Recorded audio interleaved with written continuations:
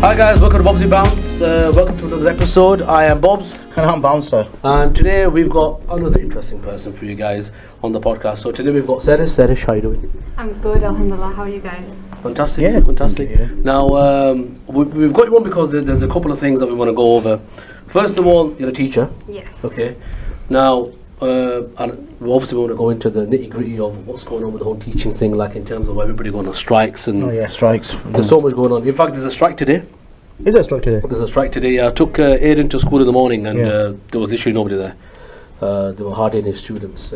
But what years do you teach and stuff? So I teach secondary school science, and I teach obviously from year 7 to year 11. And I'm in my second year of teaching, so I'm something called an ECT, so that's an early career teacher.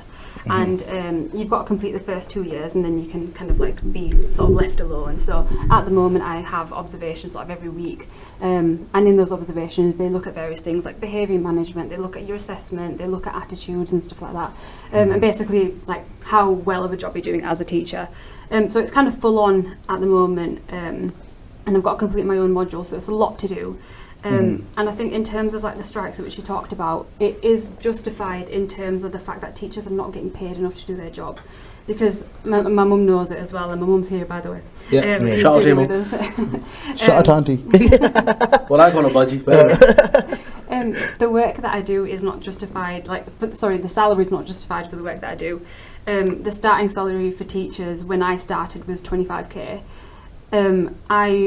I'm paid for 32 and a half hours a week when in fact I work 40 hours a week because I'm there before the kids, just making sure that my lessons are up to scratch. Yeah. I'm there after the kids sometimes till 5:30, 6 o'clock, and I'm there planning my lessons, making sure that I do everything right for my observations, making sure that I cater towards all my SEN students, making sure that I have, a different range of assessments and tasks for students to do, and on top of that, I've got CPD sessions to attend as well, and I've also got my online modules to complete. There's lots of things that us teachers do, and I was speaking to some parents the other week because of giving students like detentions and C3s and stuff because of behaviour, and it's really difficult when parents aren't supportive as well. So there was a student that I taught, I actually refused to teach her because she called me an effing CONT. And she said that in front of everyone else. By the way, she's here, right? So she's a 13-year-old girl. And she called me that in front of... Yeah, but the thing is that you shouldn't be teaching these kind of... kids. No, you shouldn't be teaching it because now they repeat it back to you. Oh, yeah, true. No, but obviously she's got some kind of issues. Yeah. So basically, she was in my class and she was wearing a hoodie. She was wearing a coat as well. And fair enough, okay, if you feel cold, you can keep it on. But I have a heater on in there. And... the thing is, if a member of staff comes around and they say to me, "Oh, you've got a student on," that falls back on me. That costs me my reputation with that school, and you're not following the rules. There's no consistency. So she was wearing a coat, and I told her, "Can you please take it off?" I asked her 3 times to take it off, and I went up the behaviour pathway as well. So it's C1, which is a verbal one, and then a C2, and then it's a C3. And when they get a C3, that means that they're sent out of the room and they're sent off to another classroom because the teacher is refusing to teach them. So I gave her a C3, and she called me that name. And literally, the lesson had finished and she'd gone, and she was literally sat on the stairwell outside of my room, and she was on the phone to her mum. And I was thinking, this is so like how can you do that in school? She was just literally on the phone. Obviously, there's no mobile phone policy as well in school. And she was on the phone to her mum, and she was talking to her about how Miss Tarek was being really unjust and stuff. And at the end of the day, I rang her mum, and her mum said, "You're lying. My child never said that." And I was like, "Well, I had witnesses in there to, justify the fact that she did say that." And it's just kind of sort of reiterating that point that a lot of parents that I've spoken to, especially the kind of school that I'm at, which is it's a requires improvement school, so it's really far down on the Ofsted rating. What's the rating of that? So it's requires improvement. So there's outstanding, which is amazing. Yeah. Then there's good. Then there's satisfactory. Then there's requires improvement, and then there's special measures. And I've been in a special measures school, and it's really bad. So her mum wasn't supportive in the sense that she was just completely disregarding what I was saying, and she wasn't helping me be a professional as well. She was like, "Oh, you're lying." My daughter would never say that. A lot of parents think that that's the sun shines out of their kid's backside. Yeah. And they think, "Oh no, my child would never do this wrong, or my child would never do that." If they can behave in I don't know, if they can behave in geography, if they can behave in maths, why can't they behave for you? Well, that's the problem, isn't it? Yeah. If they can exhibit that good behaviour, then why is it that they're not working well in science? What is it about my lessons that they're not working well in? Because obviously they can clearly behave, so what is it about my lessons? And I think that also boils down to the fact that I am a new teacher. It's very difficult teaching this new demographic of students that we have, because they're so clued on about a lot of things that they shouldn't be clued on. So do you think, right, because they know that you're a new teacher, they think they can kind of, they think that, to some extent they can kind of get away with it? They can, Oh yeah, absolutely. And because Or they're going to try to test you, basically. Yeah, they've done that all the time. Because let me tell you, I used to do that. Yeah, I used to do that as well. We used to get like a supply teacher, and we used to bloody hell, those pea shoes, man. Those pea shoes. Rubbers. No, I feel bad now. That's one of the reasons. No, it's fine. That's one of the reasons why I didn't want to do supply, because the students do walk all over you. They do, yeah. And I thought, okay, I'd rather be a contracted teacher, just because then at least I have like a school to support me, and also like a union to support me as well. So with me being a new teacher, it doesn't help with the fact that I am, like, some of the year 9 boys that I teach are 6 foot and I'm 5'3", and I'm like talking to them like this, and it doesn't really help in terms of height and stuff. And they do see me as like someone new. They do. I'm closer to age to the students than I am to some of my colleagues, and that again doesn't help either. And I think also a lot of my colleagues see me. They don't take me seriously. I feel like they don't take me seriously, and I know I'm saying this like online, and someone could maybe see this, but it's true, they don't take anything. No, but just at the end of the day, look, it's all about telling the truth, right? And you know, so I can see that. I can see that the fact that there might be some kind of a teacher who's been in service, and well, I'll say service, but they've been in the teaching profession now for the last, maybe 30 years, right? And you're not 30 years old, no, right? No. So you've got somebody who's been doing that job for 30 years. Longer than I've been alive. And then they come along, and then they see you doing the job, and let's say you do it in a better way or whatever, but then they have to then get their 50p in there. Listen, you're doing this wrong, because then they feel entitled that, just because of their age, right? But what they might not realise is maybe because you're younger, you've got a different mindset. Right, there might be like, you might be like a breath of fresh air coming in, new ideas, because the world's changing. But then they're so set in their ways because they've been doing the job for such a long time that they're not willing to accept that there's somebody else that's going to come and maybe revamp things a little bit. And it's an ego thing, a pride thing, and I'm sorry, but it's the truth. It's like when I used to work in security, and I was the youngest there. And they used to like look down on me, like, you're doing this wrong, you're doing that wrong, because I was progressing in the company. I didn't like it. They said, look, you're doing this right, you're not going by the books. I'm like, I've been doing the job longer than you, what I mean? I've been doing this for 7 years, and because I was younger, they didn't like the fact that I was progressing, So there could be jealousy as well. They feel very intimidated, I would say. A lot of teachers, a lot of senior members of staff feel very intimidated about that fact.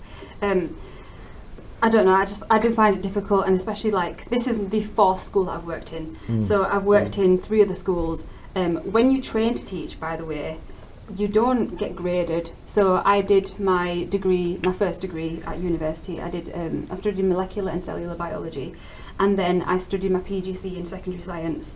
And obviously my first degree was all graded and stuff, and you get first 2-1, etc. But then with your PGC, it's not graded because it's so kind of like vague. It's you either are a good teacher or you're not, basically. So when it comes to teaching, everyone has their own style of teaching. So when I do get observed, a lot of people, or different people who will observe me, will say, okay, she's done this thing right, but then another person may come around and say, actually, no, I think she did it wrong. And it's because it's everyone teaches so differently, and there's no one way of teaching. Like, someone else could come and teach a lesson so much better than I could do it, regardless of experience or not, and in different ways, because we all have had a lesson that we've taught, and we thought, okay, maybe it's not gone as well as you thought, and then you change things up, and then you do it again in the year that comes around again, and in the next academic year, and you find, okay, actually maybe this does work, and maybe I'll try this instead. But it's so vague in terms of like how you grade teachers and like what you do, because there's so many different ways you could deliver a lesson. So sometimes, like when I do get observed, it's it can be very harsh criticism. That Who do you get observed by? So I get observed by another teacher who is literally just in the classroom next to me, and she's also my age. She's 25 as well, and she is someone who you can tell she wants to do teaching for the rest of her life. She's someone who sees herself progressing to become maybe like head of science, or maybe even like Key Stage 3-4 coordinator, maybe even head of year, etc. I don't see myself being in teaching for very long. Really? I don't know. Just because of how I felt. So as I said, I've worked in 4 schools. The first school that I was in was a school in Yorkshire. Well, obviously, won't say the name, but it was a grammar school, and it was beautiful. It was so nice. And I thought, if this is what teaching is like, I want to do this forever, because it was a grammar school, so their parents are paying for them to be there. And the kids, like, as soon as you walk into the classroom, they stand up and they say, "Good morning to you, miss." And they were so respectful, and they were so, like, well behaved. And that was my first experience of a teaching and being in a school. And obviously it was during COVID, so you're on 2 placements basically when you do your PGCE. So that was my first placement, and for some reason, because of COVID and stuff, it was extended for 2 more months. So I was supposed to finish in December, but I ended up finishing in March. And then I had my second placement, and my university were like, okay, we've given you a really nice school to be in, so we need to put you basically in the deep end. So they gave me a school which was in Greater Manchester, and that school was in special measures, so that was the worst of the worst school. They'd had no consistency with staff. There was a really, really high rate of kind of like coming and going. Teacher retention rate was awful in that school as well. They hardly kept any teachers.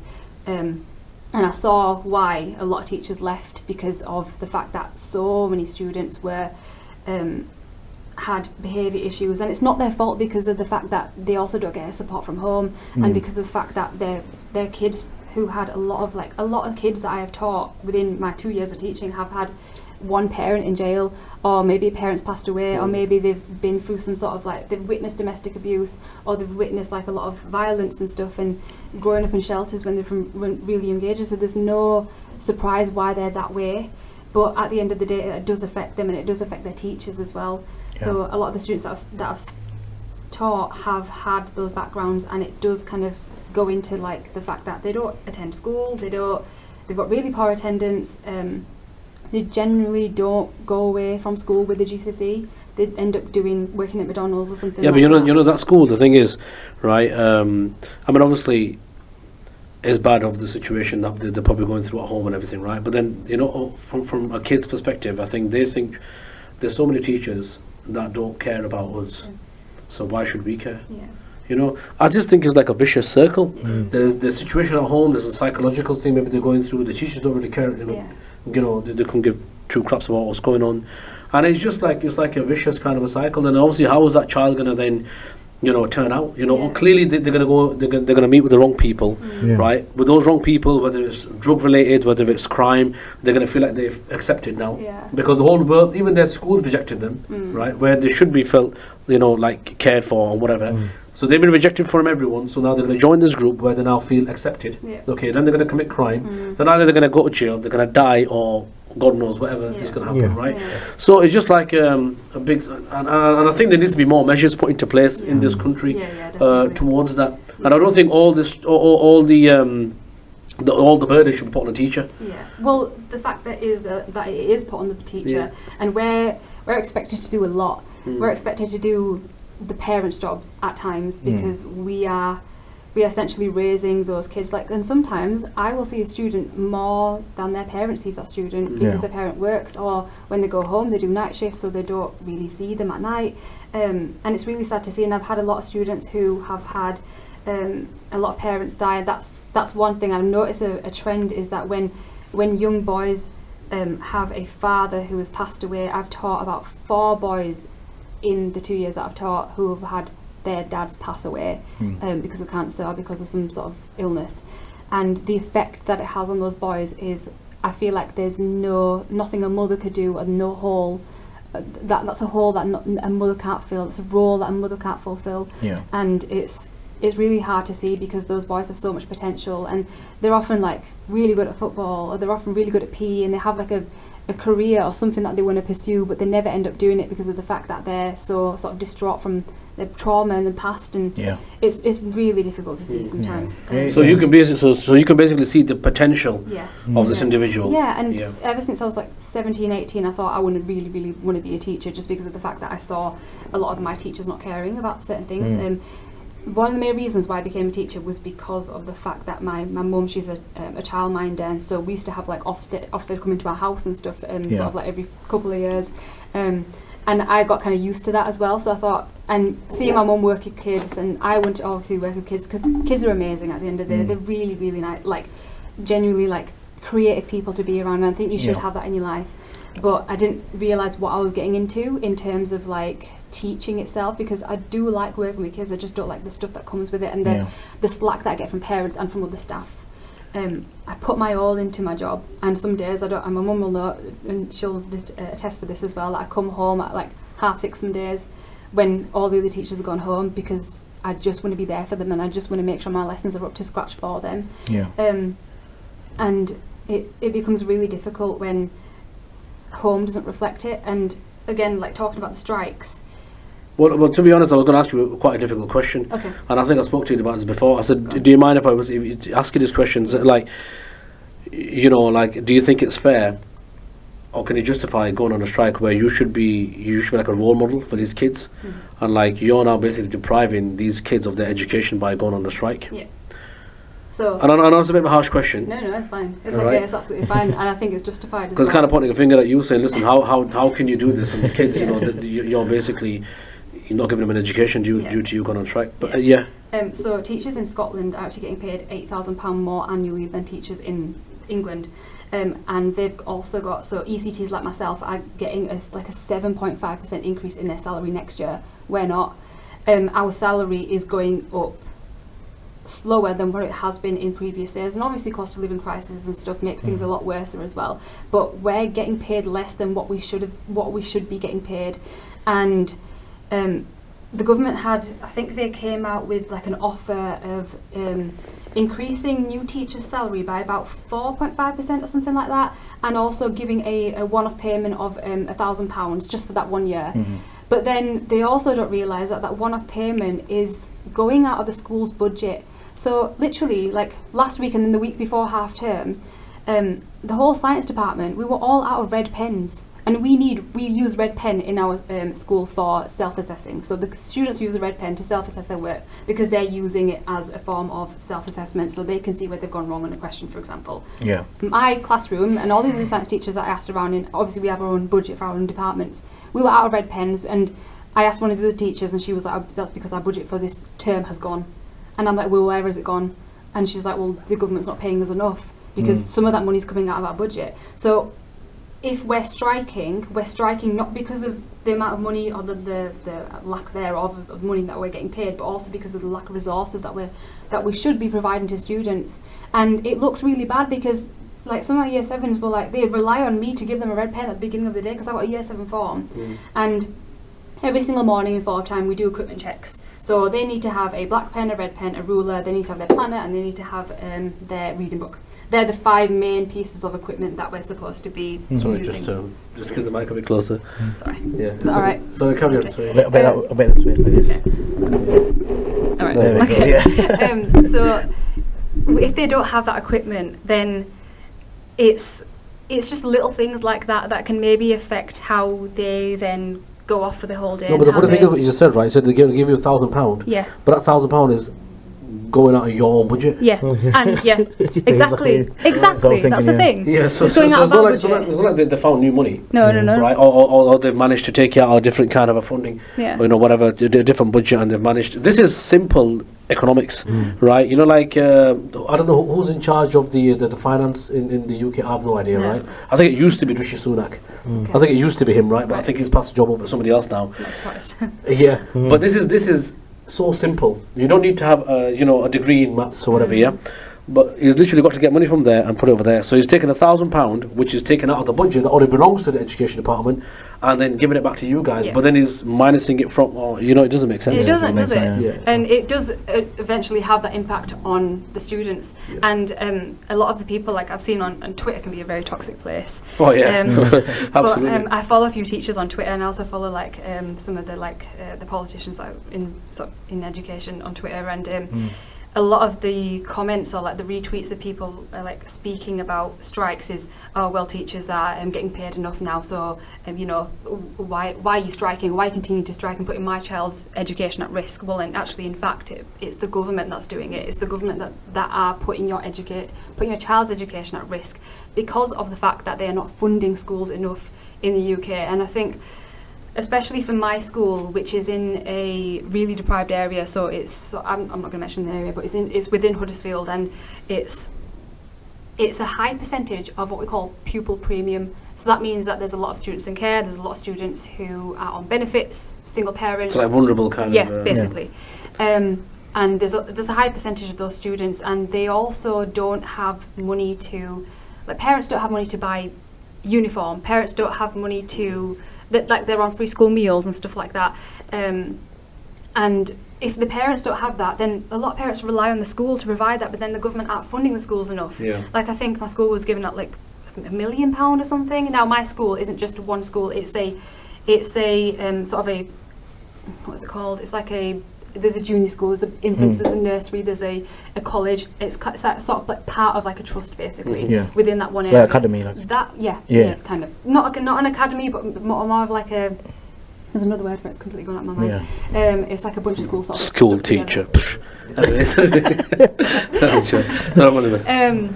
there's a lot going through your head at the moment. Yeah. To be honest, so to forget one word is not a big issue. There's a lot of need for more than just the money for what you're going to use in a classroom. There's so many other things that go into how a student, what a student does in one day in school and how much money actually goes into that. So the strikes, I believe, are just. Well, no, there you go. I think I asked a bit of a tricky question, right? It's what we call a curveball. I threw a curveball at you, and I think you were kind of you explained it. Yeah, apart from teaching in schools, I have lots of friends that are teachers. It takes a lot of their social time as well. Oh yeah. Especially in the evenings, you have to do marking. Well, the way you started, the way Sehrish started, she goes listen, it's supposed to be how many hour job? I get paid for 32.5 hours. Yes, but then you work 40 hours. Yeah. But they work at home as well, marking and planning and stuff like that. Yeah, again, you can ask my mum. And when I was training to teach, I hardly saw her, and it was like midnight, and I'd still be planning my lessons. Obviously I was a new teacher, so sometimes you expect that because you are expected to make lessons from scratch, just to see how well you can plan and stuff, but again, that took a lot of my time. And I just remember in my PGCE, my course supervisor was are you showering on time, are you eating enough, are you making sure that you're looking after yourself, because they know themselves it's a stressful and time consuming role. And also about the strikes, by the way, a lot of people are kind of misinformed about the fact that it's not the schools that are striking, it's the teachers and it's the unions. So there's the NEU, which is the National Education Union. They're the ones that are striking. It's not the actual schools themselves. So some schools, you might notice that there's only a few year groups going in. So at the moment, my school, just the year 11s are going in, and I was supposed to teach year 11 today, but I'm part of the NEU, so I'm striking because of the fact that I believe that I should strike today because of what we discussed. 100%. But it's the unions that strike, not the schools. So it's not the school's fault at all, it's the unions that the teachers are a part of. And the unions are there basically to protect those teachers.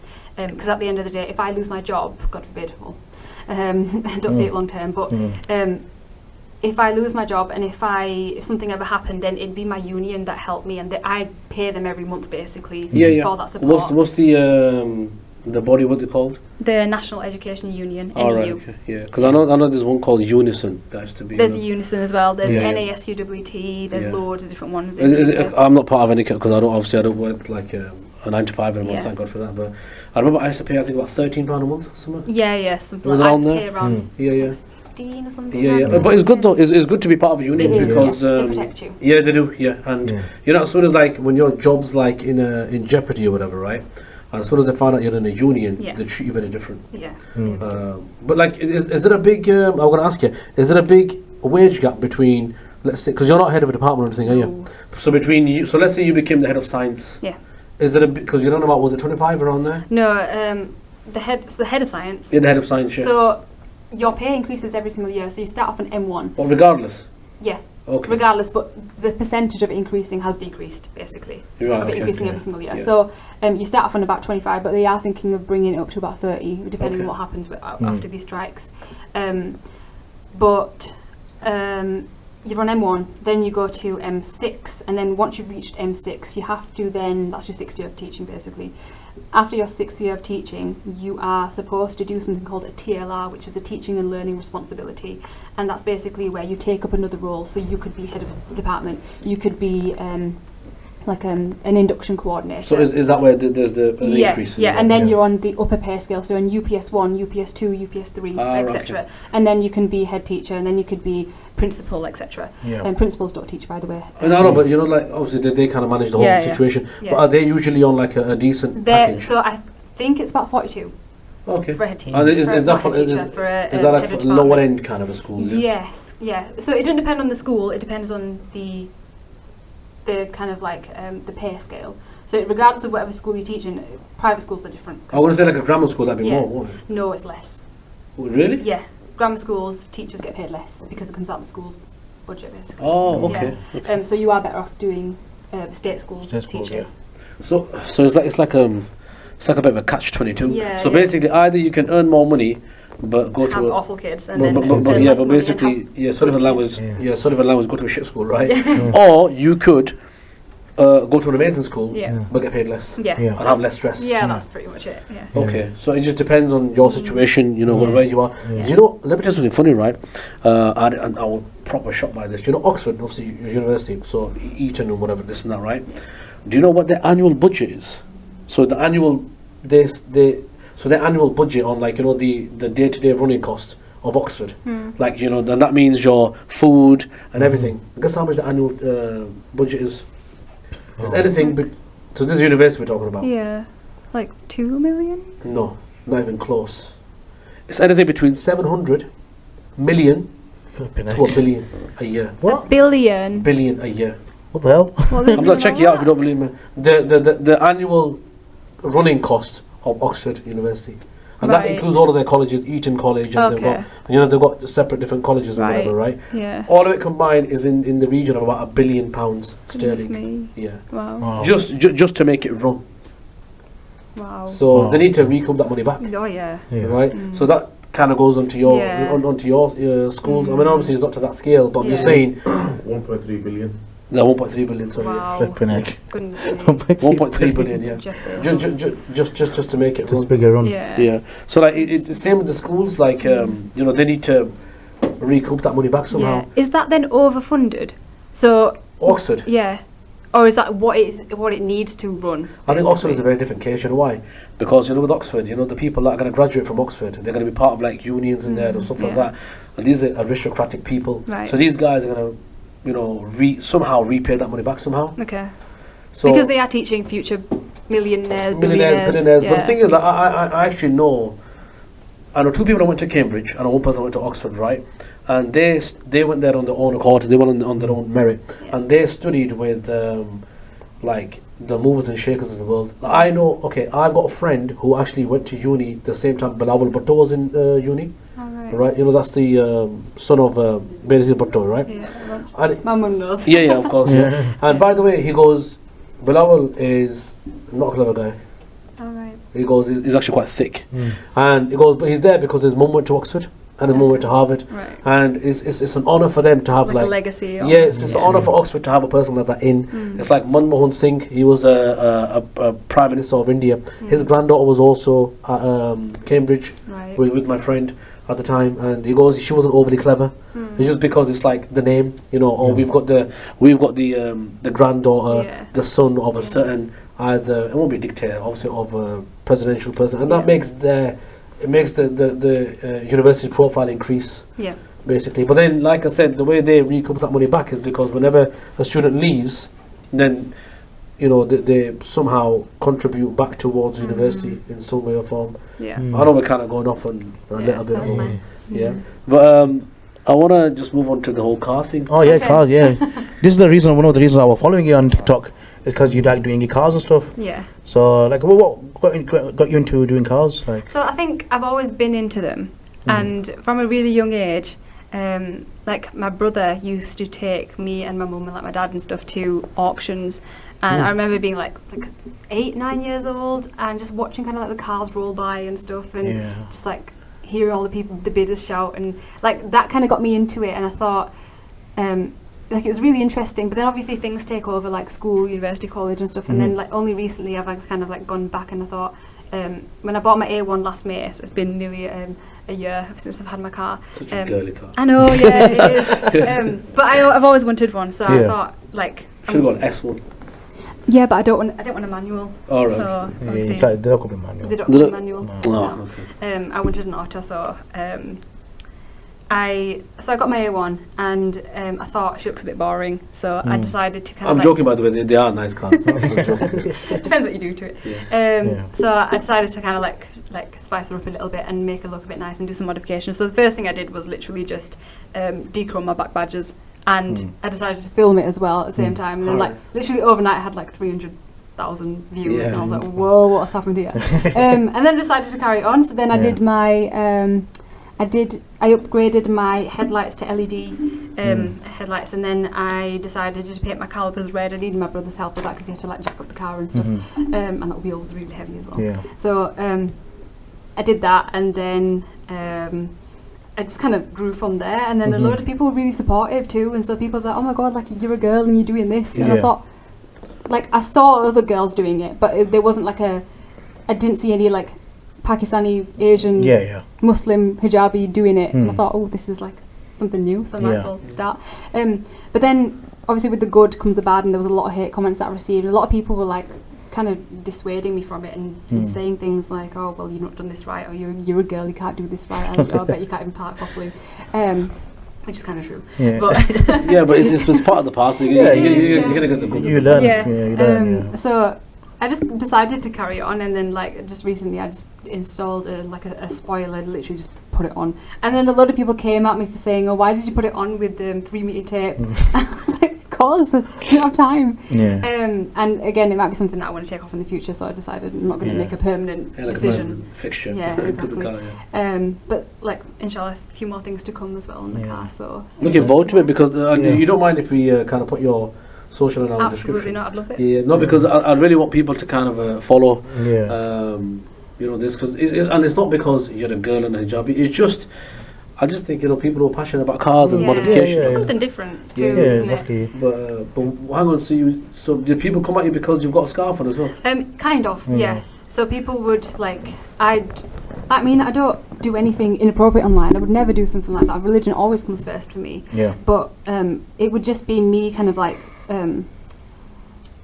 I don't know, drilling or something, and then like people would say something about it, and it'd just be so stupid, like just little things. And as someone who's never kind of put themselves online, like, you get really like dissuaded from it. You get really like, oh, if people think this about me, then maybe I shouldn't do it. If people are saying I'm doing something wrong, because I'm not an expert in cars at all. Like I don't know much about it. I just know that I'm very passionate about it. I just know that I just like cars. And people would like ask me questions and expect me to be an expert when I'm not. And I'm like, just enjoy the video. And a load of weird people message me as well, like just asking me random questions. And I'm like, just enjoy the content. But then I also get a lot of like different car companies messaging me like, oh, would you be interested in like using our headlights or something? Or like I had someone message me a few days ago. I was telling my mum about it, like steering wheel covers, like simple things like that. And I'm like, well, I mean, if you're approaching me for stuff like that, and you know, you're helping me out, and I could maybe give you a shout out and help you out, then that's a really nice thing. That's really nice like interaction to have with people. But not all of my interactions are like that, unfortunately. And I don't have a big following like you guys, but maybe one day. But you've got no following. You've got no following. But it's still more than me. But like at the end of the day, I'm in a position where you can either use that hate to either kind of like dissuade you, or you could use that hate to, you know, propel you forward. Yeah, but don't forget that. Listen, this is part of the parcel. You know, like you're always gonna get hit, right? I don't think there's anybody out there, whether it's social media or even okay, I'll give an example, right? Brad Pitt, right? Biggest Tom Cruise, biggest superstars out there, right? And I bet they get so much hate. But it's just part of the parcel, you know. All you've got to do is just carry on doing what you love doing. Do what you do, and that's it. And just blank out, you know, the hate and the negativity, or you can thrive from it. Yeah, absolutely. I mean, we're nobody to give you an advice about this, right? But like, you know, just you're so passionate about cars, so passionate about this kind of modification, just carry on doing it. Yeah, it's true. And I'm not going to stop. I think at first I was like, oh, well, maybe I shouldn't do it, but now I'm like, I really. Look, you're already so stressed out with your flipping job, right? I know, this is something that's like a relief, you know, like it's like detoxing. It's like a detox, like a hobby. Something you want to do, you know, and de-stress. If you can listen to like the haters, right, then they're gonna take that away from you as well. Not a chance. I think this is advice to everyone watching as well. Yeah, just carry on. But like you also mentioned about. So the difficulties of you actually wearing a headscarf. Okay. And I just kind of want to go in that direction because I know you went away recently and you just come back. And you had a bit of a let's call it an unusual kind of an experience. So I think obviously when you have grown up in an area like where I'm from in Huddersfield, it's a very multi-faith society. It's a very multicultural area. You see different people with different backgrounds, and I'm so used to people kind of not. So used to people accepting me as me, but then obviously recently went to Ireland. I went to Dublin, and in Dublin, you don't see a lot of women wearing hijab. You don't see a lot of men with beards, like Muslim men with beards and stuff.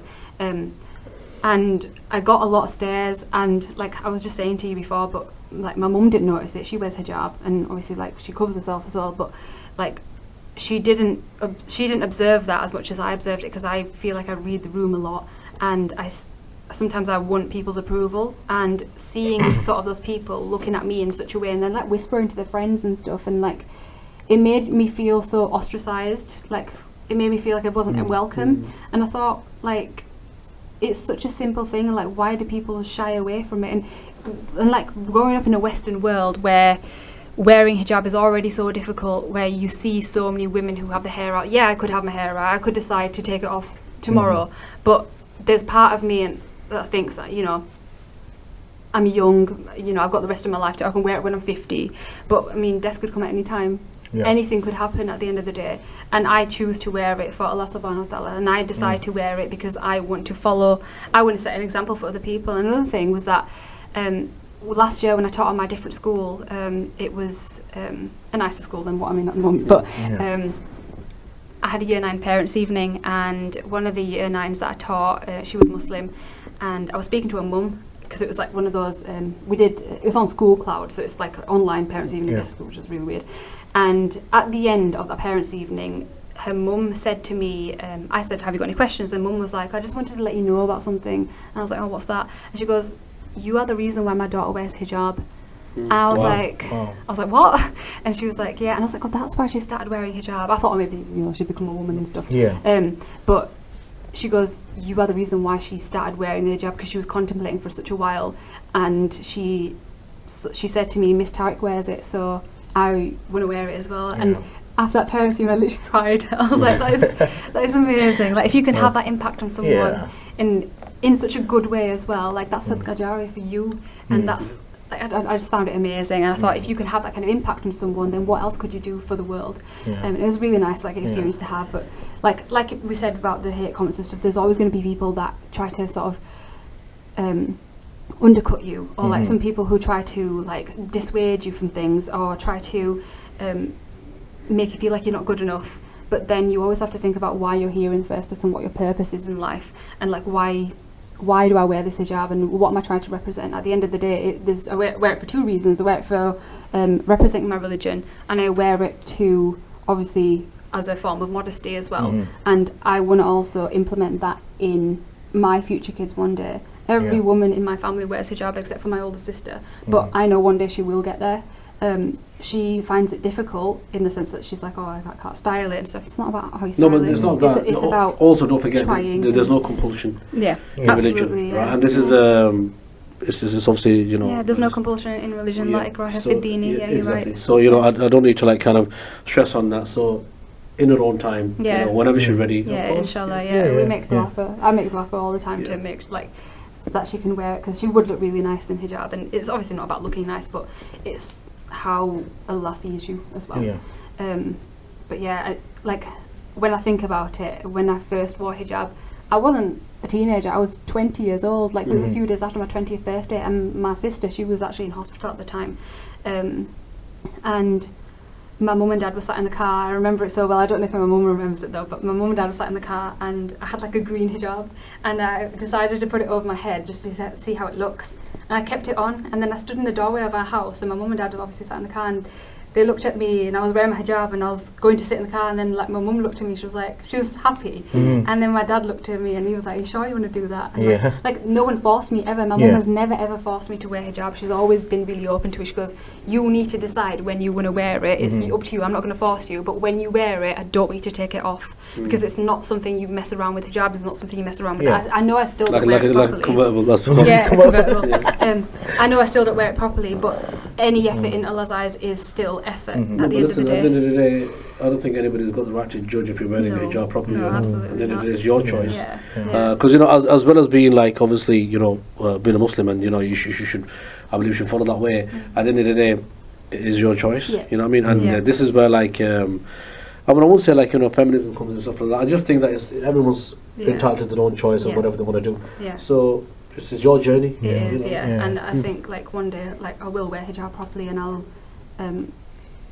I definitely know that a lot of like especially because obviously one day when I do get married, I know that maybe my future husband would definitely want me to wear hijab, and it's out of respect for him too. It's out of respect for what he wants to, and I don't buy into this whole feminist agenda. I think it's a massive cancer to society. Like, oh, my body, my choice. No, it isn't. At the end of the day, it is not your body. It is not your choice, because your body will be returned to the Creator, and you will have to account for your sins and what you've done.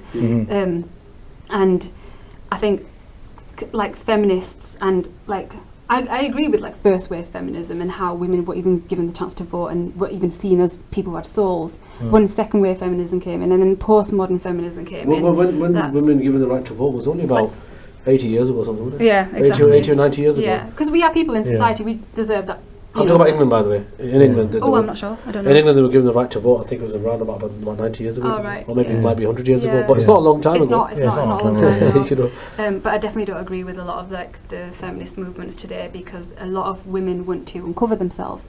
They want to feel liberated and empowered, when in fact there are women who exist like myself who feel even more empowered if we cover up, because I get to choose what people see of myself. I get to choose how much of my hair you can see. I get to see how much of my character you can see, and hijab doesn't just extend to what is physical, but it also extends to what's in your heart and your manners and your tongue and everything like that. So I think like even like red pill and feminism, you need to be in the middle somewhere, and I think Islam comes into the middle. See, this is the thing is, you know, like on media, right? So you know, like you wearing a hijab, now that basically for a person who's ignorant, what they think is, oh, you know what, this is she's been forced to do this. And even the feminists, they'll jump on it. Oh, you know, you should be doing this. You should be listening. But no. You're not understanding, right? This is your choice. It is my choice completely. So if anything, it is actually a form of feminism, because you're doing what you want to do. Yes, exactly. Right? But if somebody's forcing you to do it, of course that's incorrect. Okay, nobody should ever force you to be able to wear a hijab or cover yourself or whatever, right? But if it's your choice, genuinely, then I don't know why anybody should object. That's true. Plus, you don't like sexualizing yourself as well, you know, to the world. No, but the thing is, this is I see, right? If there's a girl who doesn't actually want to sexualize herself, but you know what? I think that's up to her. I feel that's up to her, right? My views about it, I'm not really in favour of that, to be honest, right? But I think it's degrading. I think it's awful to do. Like, where is your honour? Where is the dignity that you have in yourself? And at the end of the day, you have a family. Like, what are they going to think? Like I don't want to like obviously put anyone else that you've had on the podcast on blast or anything. Well, people on the podcast that have respect for yourself. Have respect for your family. Have respect for your parents and your future husband. It's not a nice thing. But the thing is, though, this is the thing, though. You're looking at this from an Islamic perspective. The people that we have conversation with, or we have in the podcast that are in this line of work, that basically, you know, sell their skin for body, let's call it, right? They're not religious in any aspect. Yeah. Okay, they don't follow any religion. You can say the atheist or maybe agnostic to some degree, but they don't follow any religion. So for them, in terms of having like a moral compass, like for you, your moral compass is Islam. Okay, you read, you know, the Quran and the book, and you follow that guidance. Okay, these guys don't follow that message. Maybe because they haven't been given that message. Okay. But I mean, I don't want to say, because I want to be very impartial about this, right? And I don't want to say if something is right or wrong. You be impartial, I'll be from an Islamic perspective. Yeah, no, that's fine. That's fine. Yeah. But like I said, I don't think they've been delivered the message yet. Yeah. So that like some like even Muslim girls. Yeah. They do that kind of Well, of course they do. Yeah, come on, man. But the Muslim, they cast themselves as Muslims. And even Christian. Yeah, but once again, though, I think, look, I mean, we haven't had really a conversation about Islam, right? And I want to kind of not really go too much into that, but it seems like to me that you are quite knowledgeable about that. Okay, you're. I try my best. Yeah, but you know enough. Okay, like even the Muslim girls, quite a lot of them, they probably haven't had the correct education. Yeah. So yeah, I've got the Muslims, okay, and they believe in God and they believe in Allah and everything, but they haven't had the correct education to be able to guide them in the right way. Yeah, but once you get to like a certain age, it is really important for you to educate yourself about your own religion. It's really important. Like most of the stuff that I have learned about Islam has been from my mum. It's been from reading the Quran, and it's also been from like watching YouTube videos and literally watching people you trust, because depending on which school of thought and you follow. I'm Hanafi, so I make sure that I stick to stuff that I would kind of be comfortable with within my sort of school of thought, within my kind of like sect. And I think it's really important to educate yourself, because that's what Allah wants for us. Like, we're not just here just to worship God, but that's the main reason why we're here to on earth, but we're here to educate ourselves. We're here to kind of pass that information on to other people, and that's also one of the reasons why I became a teacher, because the Prophet ﷺ, he held teachers in really high regard, and he was someone who, like, he taught as well, and he would give khutbahs and stuff. And I think at the end of the day, teaching is a form of sadqa jariyah. No, it's a very noble profession. Yeah, of course it is. But some of the stuff that comes with it isn't very noble. No, but it's supposed to be, though, isn't it? Yes, like Islamically, a teaching profession. Like, for example, one of it's like, so you know, like when it came to war. Okay, so Prophet Muhammad ﷺ, basically he said that, right? Okay, so the people that we've captured, okay, from the war, I think you might be aware of this as well, is basically let them walk around, okay, without any chains and stuff like that. And I think it was, if they can teach, was it 3-5 people, or it was a certain amount of number, if they can teach them how to read and write, okay, and one of our people, then they win their freedom. I can't remember how many people it was. It might be 3 people, might be 5 people. Maybe somebody can put it in the comments and they can, because I'm sorry, I'm a bit stupid when it comes to this guy. But I do know that that's how much he regarded education. Right? Because obviously him himself, he was literate. Okay, but he then obviously said that with the people that we've captured, let them walk among you like your own people, eat with you, okay, dine with you and everything. And if they can teach a certain amount of people, then they will obviously win their freedom. So that's, I'm just saying, teaching is that noble. It is. So if you were a teacher back in the days, if you got captured, and if you taught a few people, they'll say, right, you're free now. Whereas I'd be stuck. I'm sure there's something you could teach. Me, but I also would be stuck in that sense. But like, so teach them how to do podcasts, maybe. Teach them how to do podcasts. Some of the stuff that you guys are doing, I have no idea how to do it. I think you might need to be here filming my car. Oh, it's easy, man. It's easy. We don't put any effort into it. We just go with the flow. But yeah, so we were talking about the what women do, you know, like stuff like that. So obviously we've got a very impartial kind of view on that, because we have women that come on and for a living they, you know, sell certain pictures or whatever. Obviously that's not something that you would do. Absolutely, obviously never. Not something that you could back either. No way. Like if anyone, God forbid, in like my family did that, I would not. I mean, it's very difficult to speak about, isn't it? If anyone I knew, like if a friend or someone close to me did something like that, I would definitely have a conversation with them and understand where it's coming from and why they feel the need to do it. I wouldn't be someone who is I wouldn't be rude. I wouldn't, get rid of that person from my life completely. There is reasons why people do certain things. What if somebody genuinely enjoy doing what they do? If they enjoy doing what they do, then they can do whatever they want, and I don't want any part in it. Yeah, fair enough. I wouldn't want any part in it. Because then, on Judgment Day, I will be asked why I didn't guide that person. Why I saw wrongdoings happening in front of me. And but is this only a person that you actually know?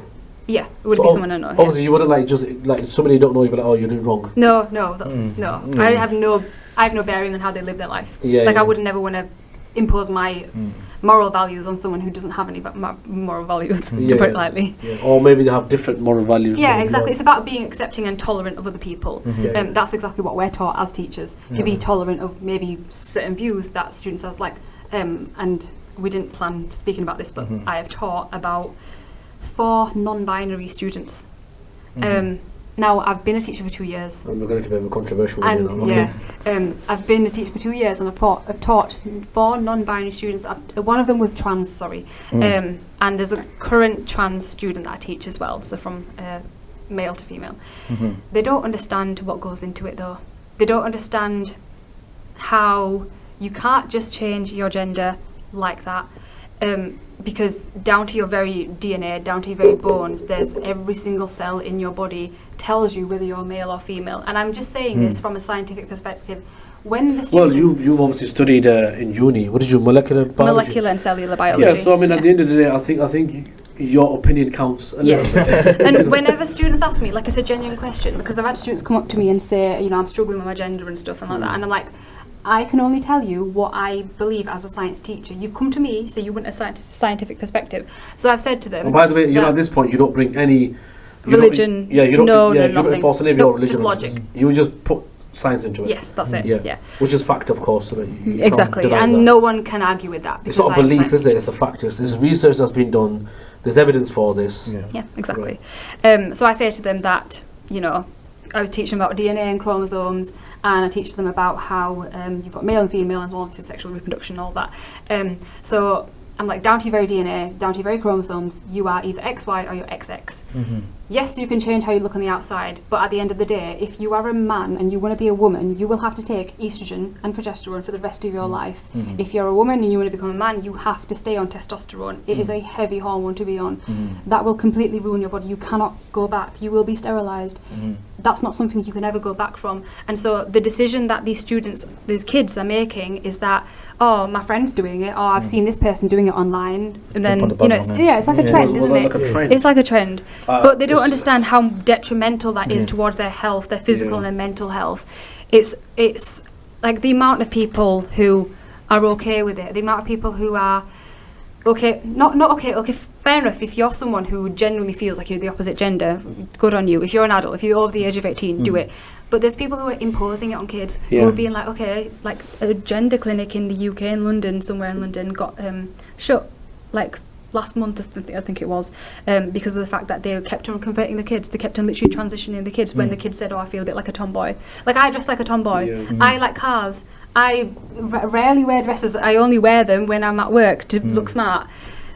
That doesn't mean that I am a boy. It does not mean I am a man. Because it's just a part of me that I feel like comfortable in it. And most of my wardrobe is men's clothes because of the fact that they're more comfortable.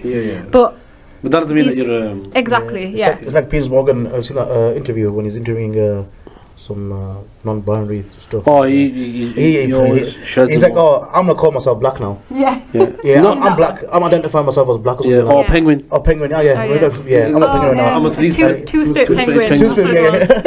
No, but you know over here, I do think I'm gonna put my opinion in your phone, right? And I think I'm gonna split the audience as well. Okay. I think with kids, okay, just let me kids. Yeah, absolutely, right? And because I know they're saying that, there's kids that are confused and this and that and whatever, this and that, right? Listen, just let them be kids, okay? My 7-year-old or my 8-year-old doesn't need to be swayed in a certain direction, towards what gender he wants to be or she wants to be or whatever. Just leave them to it, man. They're too young to know about this kind of stuff anyway, as it is. Okay? Just let them go, get older. And then they want to make a decision, then that's up to them. Yeah, right? I know. I had when I was that age, I didn't even know my right hand from my left. Like, how old are these kids? So, majority of them are like 7, 8. No, the one that you were teaching? He's They are 13. 13. Yeah. See, that's too young for me. Yeah. In my mind, I think that's too young. But the kids that I do teach are very clued on. Like I said before, they're very mature for their age. They know things that I would never have known when I was 13. I probably knew them when I was like 20. Like some of the kids come out with, like I hear them in the corridors and stuff talking about certain things. I'm like, how do you know that? Power of social media. Yeah, it is. Yeah. Like you're a child. You shouldn't know stuff like that. Not even I know stuff like that. Yeah, and then not even I know stuff like that. And I'm like, oh my goodness. And like you really do see the impact that social media has on these children. And I had social media. I've been on social media for 9 years, so since I was 16. Yeah. And even at the age of 16, I'd finished my GCSEs and I was in college. My mum, she's always been like, we're not going to get you a phone, or you're not allowed to have social media until you finish your GCSEs. And I think she was honestly right to do that, because if I had that beforehand, I would not have got far. I would not have revised my GCSEs. I would not have cared, I don't think. And I would have seen these YouTubers and I'd be like, oh, I want to be like them. I would never want to pursue science. I would never want to pursue my degree or my teaching or anything like that. But these kids are really, really like just so clued on. It's like when we were younger, we didn't have much, did we? We had TV and we had like a Windows 98 or something. You know what I mean? Yeah. We were playing Wolf 3D. No, but the thing is, but when we were younger, like obviously we grew up. I grew up in a very deprived kind of an area, right? Basically Bradford 3, okay? It's just like a proper ghetto. Now, you couldn't keep me inside. I was just outside all the time, playing cricket, football, you know, take hide and seek. That's all I ever did, you know, climbing on trees and stuff, right? And I wish, you know, there's going to be more of that, you know, now going forward.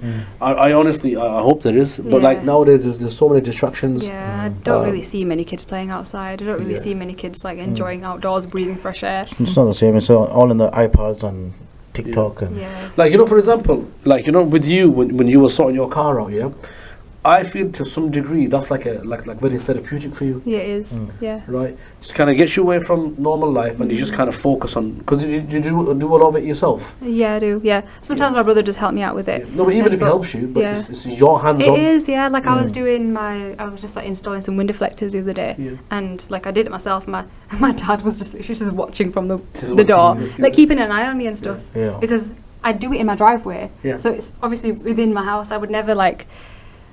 I'd never kind of like go out and do it anywhere else, or like go rely on someone else to do it for me. But like it is therapeutic, and like I don't know how to do certain things, but I learn and I educate myself on how to do things. The thing is, look, you're not a stupid girl, right? At the end of the day, I'm sure, like, okay, nobody's saying that you're going to be able to fit an engine together, okay? Clearly, you need to be a mechanic or a qualified person. But like I've got a V12 engine in the driveway. Yeah, but like, you know, but like something like a simple job, like even with your engine, like changing the spark plugs, whatever, I'm sure you can figure that out. Right? Maybe, yeah. You're not an idiot. All you got to do is like watch a couple of videos, bang, okay, that goes there, that goes there. I need this tool, need that tool, right, I need that part, right, okay, boom, let's let it go. What's the worst going to happen? That's how I done anyway. Yeah, exactly. What's the worst going to happen? Well, the car's going to blow up. Just buy another one. Yeah. Finally, you can get into the A1. You can buy me another A1. you can buy S1. Oh no, you don't need. No. I'm not driving a manual again. No. What's wrong with manuals? Well, my driver's license is manual. It's manual. Okay. But like once I've driven an automatic, like I feel like manual, you just do too much. What are you paying for? Like you have to do all the work. Yeah, just let the car do it. It's like you're connected, aren't you? No, you are right. You're connected to the car. Yeah. Okay, it's more fun. Yeah. If it's a performance car, then it's more fun. Yeah. Yeah. If it's like, I don't know, like what's yours, 1.4? 1.4. Yeah, if it's a 1.4, then I don't know, you have to get automatic. Yeah. Shit, I'm joking. Before I had my A1, I had a Polo, and that was a 1.2, and it was really fun to drive. Like a Polo is a really nice car, and it was like, I remember like. What plate was it on? 9 plate 2009. Also like a facelift. Yeah, like with the bubble, like. Yeah. So that one, it was fun to drive, and like you feel in control, which is good. But then I thought, because like when I drive to work, I'm in a lot of traffic and stuff. Automatic's nice. Traffic is nice. I suppose you're in a lot of traffic. Yeah. But you just got to clutch. No, I hate driving traffic. You know, manual. I avoid it. That's why I got automatic. He's slagging you off, right? For having an auto. He's got an auto himself. How funny is that? That is so hypocritical. Yeah. No, but I mainly got it because of my dad, because he's got a bad leg in it. So. What are you on about? My mum, she has got a manual. She's got, what car have you got, Mum? Mazda something sport something, a massive red 7-seater. Okay. Yeah, I know. So It's a manual, and she's got a really bad knee, and it's her left leg, and obviously she uses that for the clutch, and we're trying to find her an automatic car, and I'm like having no luck finding her an automatic, but like she's had a lot of trouble because she's got like developing arthritis. I always tell her to change her life, but she doesn't listen to me. Let's get an auto. Yeah, no, I'm trying to find one, so if you've got any recommendations. On an auto, like a big car? Yeah, because she's a childminder, so she needs a big car. 7-seater? 7-seater. Still yours? Yeah, my car. I've got my wife's got a Chiron, the Villa Chiron. It's got sliding doors. Alright. It's got individual like seats, 7 seats. Mum's Really good got car. a sliding door one now. And it's a DSG as well. Oh, okay. So basically, just like automatic gearbox. Yeah. DSG. Do you on the dual clutch? Yeah, DSG. DSG dual clutch. So Okay. it doesn't like go like the gear changes. They're not like crap. They're just like just instant. It's like yours basically. Yeah, Yours yeah. DSG in it. Alright. Yours is S-tronic. S-tronic, yeah. Same thing. Yeah, it's got sports gear. Yes, it It has. doesn't do anything. It makes it slightly louder. Does it? It makes it louder. This is anything. Well, my It makes me more responsive. That's what it is. Does it? That's all it is. It's not responsive. I use my petrol in my sports mode. Oh, so you do put it in sports mode? Yeah. When my mum's not in the car, yeah. Oh, right, okay. Or like Is just. yours the 160 BHP one or is it the 121. 121? Okay. What's your plans? Like, what's the next car you thinking of going for? Well, I really want an RS7, but I need a rich husband. You want an RS7? Yeah, ABT. The hell must you gonna go for A1 to Inshallah. RS7? Inshallah, you get it. Why is that a bad Because I think it's good to kind of work up. Yeah. Like I don't mean in terms of like I'm just saying like in terms of like you need to make it. Look, what was the A? What's her A1? One what? 121. And what's the RS7? ABT, you're about 700 BHP. Look at Exactly. that. So you're literally going from a, not to be mean, but from a toy car, Yeah. right, to like literally like a performance Yeah. beast. That's what I want. You asked me what I wanted, so. Well, you know what? Yeah, fine, fair enough. But like that is like one of my dream cars, Yeah. and then like there's the M4 competition, which is beautiful. Lovely car. Beautiful. That's what I'm getting next. Really. We'll be smashing YouTube. Yeah, M4 competition. I know a few people that have got that car, and Big up BMW sponsors us, man. yeah, Sponsors, give us the influencer package. yeah, and but they are lovely cars. Oh, yeah. M3, so M4, not the M3. M4. M4. Yeah. M4's the $3, isn't it? Yeah. It's basically my car, but newer. Yeah, basically that's what it is. That's what it is. And I think mine still looks better though. you know, There was an M4 competition in front of me when I was driving to school one day, and it was going really slow. all right. What colour was it? It was what's it called? Purple? No, it was not Vegas yellow. The other yellow. That goldy. Oh, is it like? No, like the greeny yellow. Oh, okay. Beautiful. Oh, yeah, I know what you mean. It's like So it's got like a nice. personal type of colour on it. Sort of. Yeah. And it was going really slow in front of me, and the road that I was going on is like one of those awful roads. You know, like the roads that you always like question why you pay road tax. Yeah. And it was like potholes and stuff, and it was going really slow. And I thought like I'm getting late for school, but I understood because that is such a beautiful car. I would never want to like Really, damage it or anyway. Yeah, So can you imagine so getting a new nice. suspension on that car? Flip it, you know, man. And you can't go to like local Lala garage. You have to go back to Yeah, BMW, and then they're going to charge you an absolute Yeah, bump to yeah. get that sorted out. Yeah. But are we kind of done with this? Is there anything you want to add to this at all? Because I do want to have you on again, if that's okay. That's fine. Because I really want to see how the situation pans out with the whole striking thing, Okay. Yeah. and I really hope it works out. Yeah. I really hope you get the wage increase that you guys deserve. Yeah. Absolutely. Me too. And anything else you want to add to this, Bounce? My car's better than yours. Oh yeah. Which car is it again? I've got a Micra. No, it's got the Beamer, and it's got the No, it's already- 30 or something, whatever. Okay. Well, yeah. Then it would. No, it's not bad. But it's about how much TLC you give that car as well. Which he doesn't. Which I don't. Like I recently just got my alloys on, and I my need mum to do just my went alloys. picked it up, and they look really nice. I need to do mine as well. the Do black You got brand new alloys? Yeah, new alloys and you get sprayed or powder coat. powder coat? Okay. Yeah. Oh, powder coat. I need to do mine in my car. I'll check them out now. I want to see what kind of a job. They just forgot to put the middle Audi logo in, but he said he's going to order me them, and then I'll put them in myself. So Cool. No, Yeah. fantastic. Listen, honestly, Yes. thank you so much for coming on. Really appreciate it. I think we've got a really Thank good you for having insight. No, of course. And I think we've got a really good insight on the whole education thing. Yeah. And everything. And I think, Yeah. you know, I hope everybody watches and enjoys. Well, when you look at me, you don't think I'm a teacher, so that's good. So. You don't look like a teacher, No, actually. no, no. I Like a thug life. Shall I finish off with a story? Yeah, go ahead. So it was a non-uniform day in school, and it was literally like a day after my birthday. And I thought, okay, I've turned 25, I'm going to bring some cake in for the rest of the stuff. So I walk into school, and I've got this cake with me, and obviously I'm wearing non-uniform, so just wearing like joggers and a hoodie basically. And I walk into the cafeteria because I thought, okay, I need a knife to cut it. And I asked them, the dinner lady, who's literally seen me every single day, she waves at me and everything, by the way, she knows me. And she walks, I walk in and I ask her, okay, can I have like a spreading knife, like a butter knife, just to cut the cake? And she was like, oh, sorry, we don't allow... students? No, don't. You ruined the story. We don't allow people to take the spreading knife out of the dinner hall. And I was like, oh, that's fine. Have you got anything else? And I've got like anything plastic or wooden. And she gives me a wooden spoon. I'm like, okay, that's fine. And then I walk and I'm like, oh, this is not really useful. And then I come back to the dinner hall because I was on duty. And... at like lunchtime, break time, and the dinner lady saw me again, and I was speaking to the head of science about something, and she looked at me, and I finished up having a conversation with the head of science, and I walked over to her, and she was like, oh, can I speak to you, miss? And I was like, yeah, that's fine. And she goes, I am so sorry, I gave you a wooden knife and I thought you were a student. Yeah. I would have given you a spreading knife or a butter knife, but I thought you were a student, so we can't give out students to, the butter knives to leave the dining hall. I was like, are you kidding me? I've literally turned 25. What do you mean? No, but come on, let's be honest, right? You do look like... Thank you. Yeah. Now, right now, like the way you're dressed and everything, you actually look like... a student. You look like a... Yeah. I won't go as far as high school student. No, but you do look college like student. Yeah, you look like college. I went to Leeds City College the other day to like deliver a talk about cars on enrichment, because they had like an enrichment week. And I walked in and I went with one of my mates, and she also looks really young, and she's from Bradford. And we walked in and she goes, oh my God, we literally look like these lot, because they're like 16 to 18 years old. And I walked in, I'm the same height as all the other girls, and I look like all the other girls. And I walk in and I was delivering a talk about cars, and as I was walking in, they were shocked as to why I stood at the front. And they were like, oh, are you sitting on the seat? I was like, no, I'm here to deliver a talk.